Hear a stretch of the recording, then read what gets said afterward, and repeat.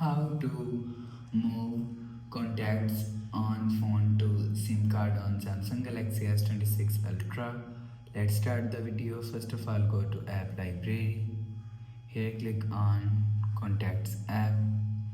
After you click on contacts app, click on this three dot icon and click on settings. Now in contact settings, you will see click on move contacts to other storage location.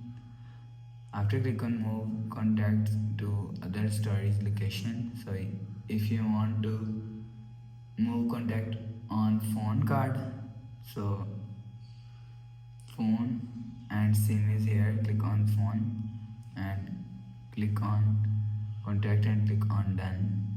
You will see. Or if you want to move contact to SIM card, click on SIM and click on move. After the process, click on OK.